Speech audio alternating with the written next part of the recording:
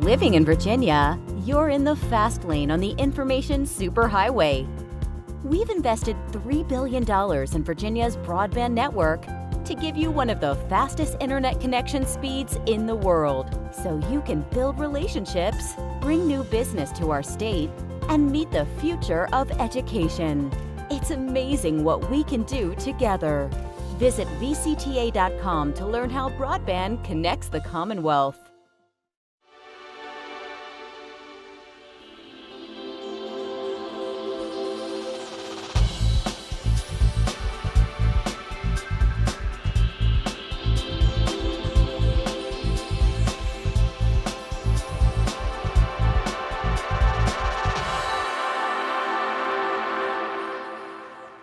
From the General Assembly and the City of Richmond, I'm Woody Evans for Cable Reports, brought to you by the Virginia Cable Telecommunications Association and Comcast, connecting Virginians to their government. We're going to connect you with a House of Delegate member today, Dave LaRock. Good to see you, sir. Good to be here with you, Woody.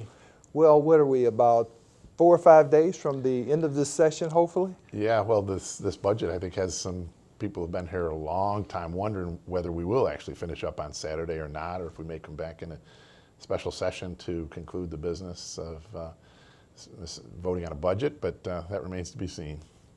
Let me ask you this question first. What were your expectations coming into this session, and how have they worked out?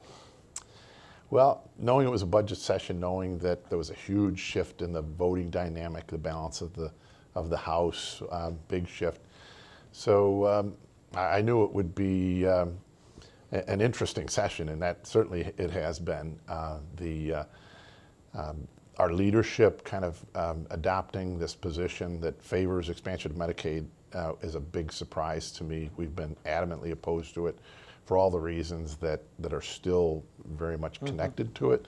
So that's a big surprise. Other than that, you kind of you see the different issues pop up, and they're disposed of either favorably or unfavorably, and you move on. So it's been very busy, I think, a lot more busy than I have been in the past. So, but we're hopefully getting some good things Talk done. to us about those concerns that you still have regarding Medicaid expansion. I know you voted against the House budget for that particular reason. Yeah.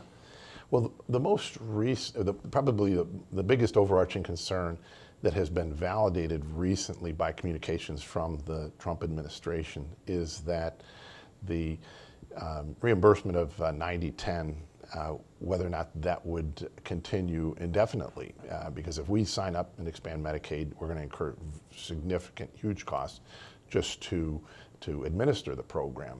And now with communications coming from the White House, and I've been actually on a phone call with the White House and have been kind of briefed as to how others were going, other calls between members in the White House, and there's very clear communications that there is not an appetite to continue Medicaid expansion, and actually the opposite is to kind of cut back the reimbursement that would be offered, so that the states that have expanded and those that have not will kind of end up in a balance at a reimbursement level that's far below the 90% that is on the table now and has kind of guided us. But other concerns, really just the quality of outcomes.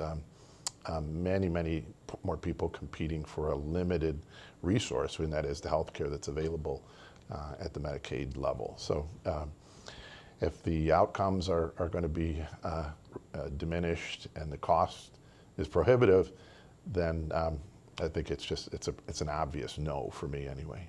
So I take it then the condition that was placed upon Medicaid expansion in terms of a work requirement would not get approved anyway, it sounds like, by the federal government. I think the federal government has actually communicated that they like the concept of work requirements, but the practical application of that leaves many people, able-bodied working age adults, with a convenient way to avoid actually working. So it effectively, it sounds good, but I think as it plays out that it doesn't really make a big difference. So I think the concept of applying work requirements to welfare and other programs like that would certainly, I believe the Trump administration has signaled that they would be in favor of that, but to an able-bodied working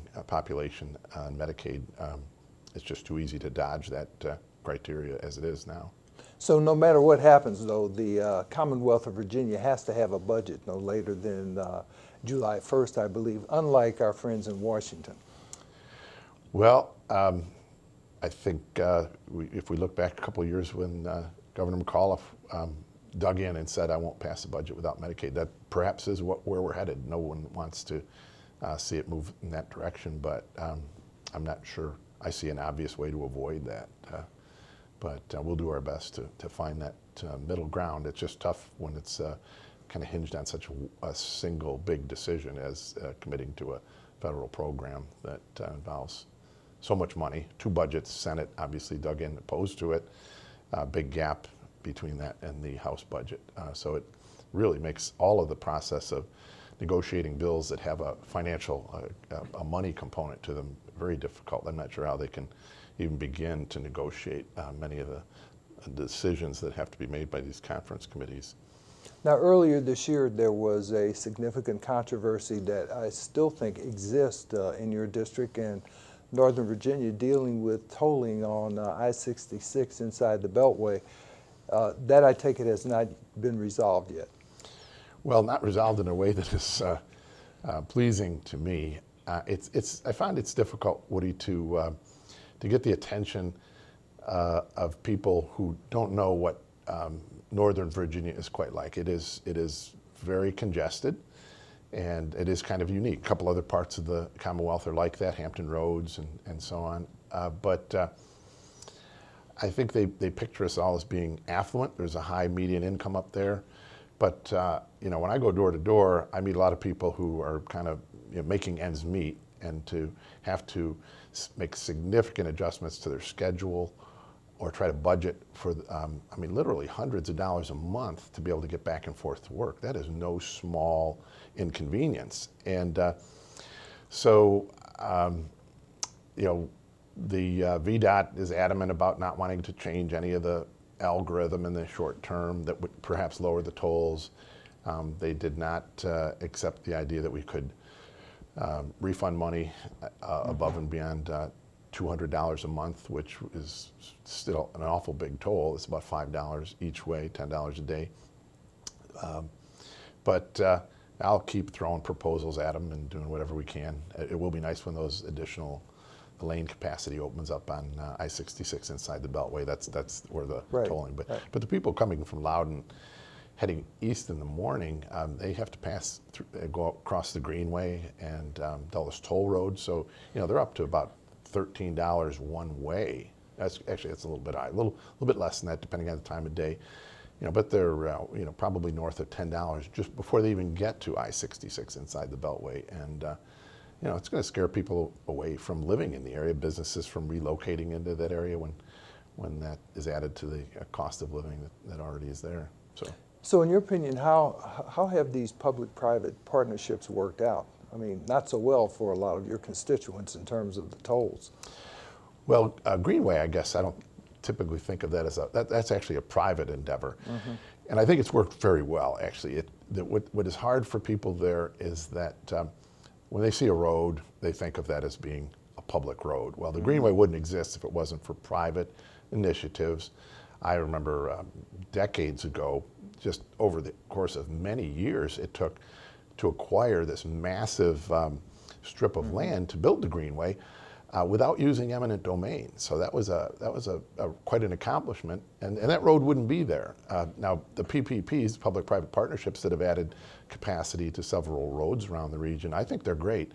I like the idea of adding new capacity, adding toll lanes to existing roads. Very much opposed to that, ones that have been built with taxpayer dollars. But things are moving a lot smoother because of the PPPs and the capacity they've added. Now, what about this criteria that was created called Smart Scale? How has that worked in your opinion in terms of divvying out the money, so to speak? I think it's working very well. It creates dedicated transportation monies, and Unfortunately, the governor proposed budget, and now the that bill proposed by Senator Saslaw to come up with metro funding for the Washington metro system, wants to dip into that money. So does the bill that Delegate Tim Hugo has put forward. They both have passed, so they're in conference now. So yeah, we need that road money to work down the list of priority projects in Loudoun County, and I hope there's a way of funding the metro without moving that money from one pot of money to the metro funding pot of money. One of the things that actually I find is, well, it's very bad for Loudoun because right now we pay into this metro system based on an established formula, which is arrived at using track miles, number of stations, number of riders, and so on. Very sort of a systematic and appropriate way to divvy that up. But this, the bills that are before particularly the Hugo bill, would have the effect of increasing Loudoun's share way above what it should be based on the amount of system that's in Loudoun County. So taking away road money and increasing our share to be very disproportional to the amount of system that is in Loudoun, not a good deal for Loudoun in either case. So I take it would impact, for example, Route 15 in your district? Yeah, Route 15 is a road that gets a lot of traffic. There's a lot of tourism. It's kind of the heart of historic part of the Commonwealth. And unfortunately, a lot of the people who want to value historic preservation to an extreme, I would say, they've made it very hard to improve that road. I think perhaps it's gotten, the need is so dire now and the traffic is so bad, it becomes a parking lot, even on weekends, that's a priority project for Loudoun County. But again, that plays back to this NVTA money. It may go a lot longer before it's addressed if this NVTA money goes to the metro system. So I take it makes it difficult then, to the extent you can't improve those local arteries, if you will, to attract new businesses and maintain the ones that are there. I think that's pretty obvious. Yeah, it's quality of life, and when someone, a smart buyer comes into an area and drives around with a realtor, there's a couple of beautiful, beautiful neighborhoods north of Leesburg on Route 15, and people's property values are being significantly affected. Can't sell their homes because just about any day of the week, even on weekends, they can't move in and out to get into Leesburg to bring their kids where they need to go, and or go to the Home Depot to shop for project material. It's just not a good way to live, and so public safety is another thing. If you can't get a fire truck or an ambulance along the road, it has kind of degraded to the point where we absolutely have to do something about that. So yeah, 15 is a really prominent example of just how bad it can get, and it shouldn't be that way. We should fix things a little bit more proactively. Do you have a lot of constituents that work in D.C. either for the federal government or for government contractors? Yeah, and it's not just D.C. There's this interesting sort of movement. People from Winchester sometimes move into the Leesburg, or travel into Leesburg or Reston, or in that way, and then people from Leesburg or Reston go farther in. So some people go all the way, say, from Winchester into Washington D.C. probably, close to an hour and a half to 2 hours drive, depending on when you catch it. If you hit it at the right time, you'd make record time. Other times it may take 2.5, 3 hours to double the time if you hit it at that busy time. So what are the big economic drivers in your district? Who are the major employers besides government? Yeah, well, in Loudoun, there's two things that you'll hear about a lot. One is wineries. I serve beautiful rural western Loudoun, and I was at the Governor's Cup event to say hi to a couple of the local wineries.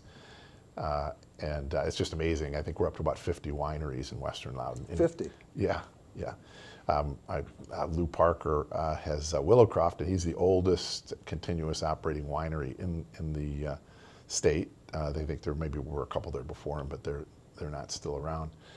good friend. He lives close by. And then to the east of Route 15, data center is the phrase that you'll hear. So a lot of other businesses, but that's the one that really seems to be the driver. We have a economic development team headed by Buddy Reiser, and he's just really good at what he does, and they're landing a lot of new business. As you move west to Winchester, that's, I would think, a little bit more like a kind of an average community, but it has very good access to Route 81. A lot of announcements there for new businesses. Amazon just opened up a big distribution center there. Nothing like the big Amazon headquarters that they claim will bring 50,000 employees to the area, but just a very healthy, well-rounded community, good workforce. You know, we've got to deal with our opioid crisis if we're going to find workers to fill the new jobs, and that is very much of a concern. But hey, we got to keep our communities healthy in general. So those are some of the businesses, and a little bit more diverse in the West, I think, which is probably a good thing, as opposed to more dependent on one particular sector or the federal government. But you know, we'll kind of take what we get, I guess. I take it tourism may have increased as a result of the wineries as well. It really has. Probably 15 years ago, I lived a little bit different part of the county where I live now, and a family bought up a kind of a rundown old farm that had a lot of wet ground in it, and they turned it into one of these kind of weekend family farms. And I thought, you know, that's silly. Who would ever pay money to come and visit that? Well, boy, was I wrong. People just had their flock to that, and well, not during the winter, but almost all summer and in the fall. And that same family has started a winery and a cidery and a brewery, and that's kind of going on across the county. So it is people, I think, coming out mostly from the DC and suburbs for a quiet time in the country, and the beautiful history. We have a horse industry is still very strong, and you know, just the countryside, especially in the fall, it's hard to beat. So what about Go Virginia? Has it had any impact yet in terms of getting the local governments, regions to cooperate? Yeah, I just saw a map of some of the projects that have been released, and I don't think we've had any significant grants coming up into our region, but it's in the process, so we'll hope that they mature and that we see that taking shape in the district that I serve, but that hasn't happened yet. Apparently there's been some talk of bringing some bills to the floor now on the House side that were considered dead, and I understand that you may have a couple that you'd like to bring up. Talk to us about those. Yeah, well, you know, we've all heard this controversy that has been kind of revived after the Parkland shooting, and you know, it is a horrible thing when kids are not safe in a school. But obviously Democrats and Republicans seem to have the different approaches. I really think that some of the things that have been proposed, such as properly trained school personnel, you know, being part of a security force makes sense economically and strategically.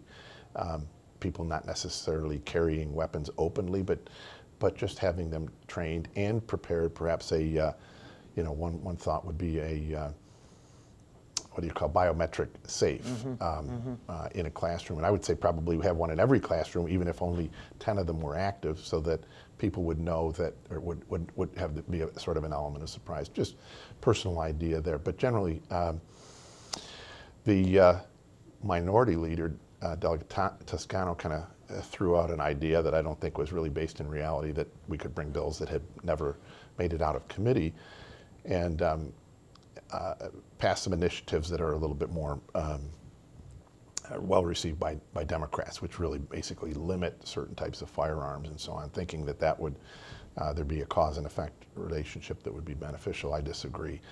The bill that I intend to speak and ask to actually have revived, it's still alive in a committee, would repeal sort of an antiquated law that says that during just a specific period of time that a service is going on in a place of worship, that there can't be a gun. Now, it's a confusing law. There have been different, well, two attorneys general's opinion that I know of, which in itself I think establishes that it's hard to understand or apply. And I've talked to different delegates, even members of the body who are faith leaders themselves. And there are guns in places of worship right now. They're just there. But as one of the people that was in the hearing in the Militia, Police, and Public Safety that heard the bill before it was voted on favorably, said that, speaking as though I were him, he said, I'm on the deacon board, and we're not sure that we can have armed security. That's just not a good situation after both the Parkland, which is schools, then the Sutherland Springs, 26 people lost their lives because there was no one there to defend them. AME Church in Charleston, South Carolina. Those are just senseless massacres. Now, if a church, place of worship, wants to, it feels more comfortable without having weapons, they have every right to do that as private property owners, and would not want to infringe on that in any way.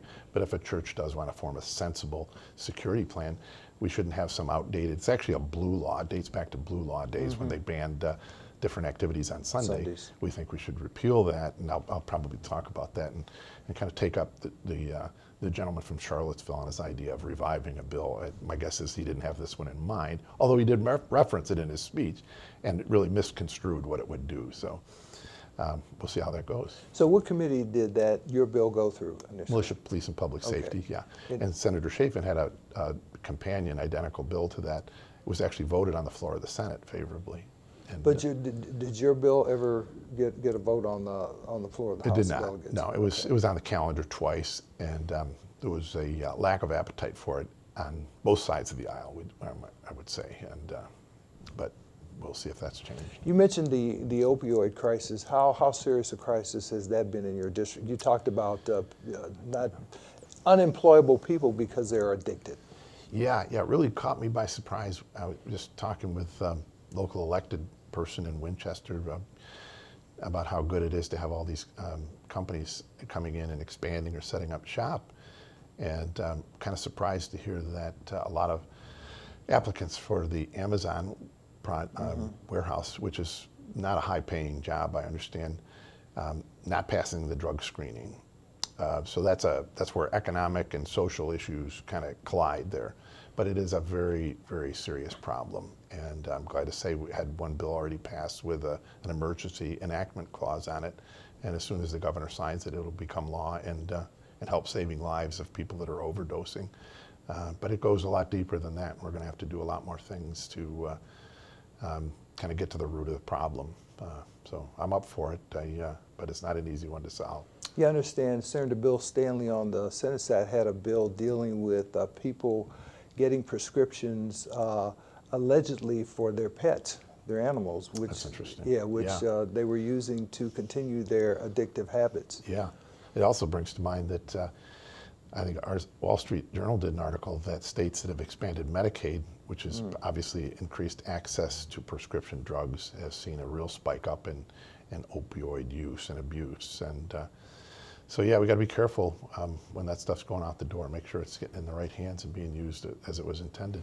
Yeah, and apparently, to some extent, when you crack down on the prescription writing, because Delegate Chris Collins was in here earlier, he said that unfortunately those folks who are addicted are turning to heroin. He says his district is fairly close to Baltimore, so people are turning to cheap heroin to continue their addictions. Yeah.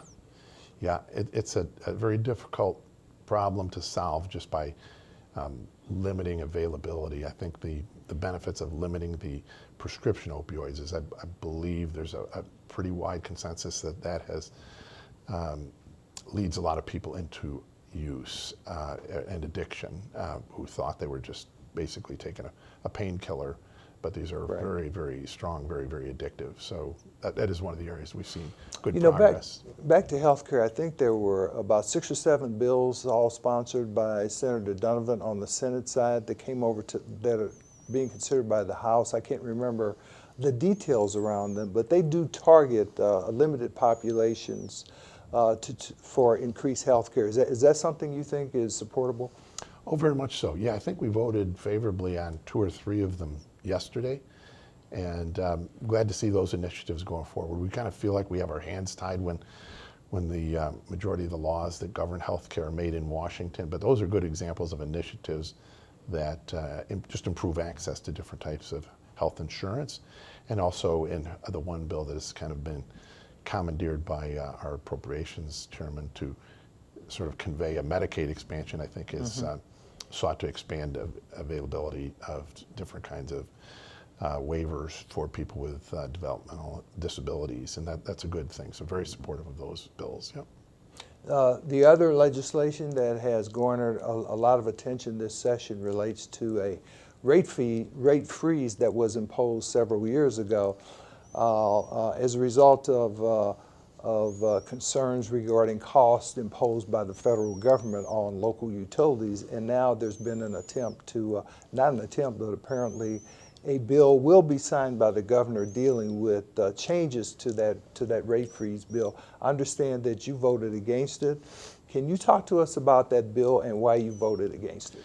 Yeah, well, I have hopefully gotten a little bit more savvy at spotting, patterns where lobbyists come in and set an expectation and kind of know you enough to kind of tell you what you want to hear.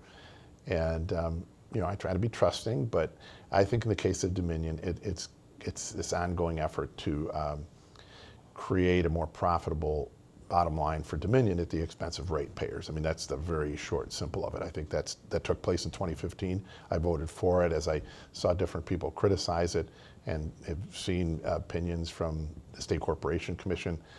I don't think that that was the intention at all what was put forward in 2015. It was really, again, just another scheme to fatten Dominion's bottom line. So I was kind of outspoken against it this time around and will continue. But the governor could lay one of these clean repeal bills over that bill, and that's what he should do in the form of an amendment. And if that were the case, I think he'd have well over 50 votes, and we would repeal that 2015 rate freeze, and it would be a huge benefit to the ratepayers of Dominion here in the Commonwealth. So I encourage him to do that. You have another bill dealing with, for lack of a better term, dead people on voter rolls. Oh, yeah. Yeah, I haven't actually characterized it that way, but yeah, there's a number of people that, when questioned by our county clerk of the courts, as to whether or not they would serve on a jury, they check no, and very often they check the box saying they're non-citizens. Well, the information that the data that he's working from are voter rolls. So if people have registered to vote and then they're telling our county clerk that they're not citizens or not eligible to be jurors, we think that information ought to be verified and then eventually forwarded to registrars. So it's a variety of different categories, yeah, but one would be whether they're alive or not, whether they continue to be residents, or if they have been adjudicated and convicted of a felony and haven't been adjudicated in a way that would allow them to reestablish their voting rights. Yeah, that seems like a no-brainer. I think Maryland just revealed that they expect that there's maybe as many as 10,000 non-voters or unqualified voters on their roll. So, our balance of power here hung on one vote here in Virginia. So, getting some of these unqualified voters off the rolls would be a really good thing. Well, thank you for being with us, Delegate Dave LaRock. Good luck. Thank you, Woody. Thank you for watching Cable Reports, brought to you by the Virginia Cable Telecommunications Association and Comcast. Until next time, I'm Woody Evans. Mm-hmm.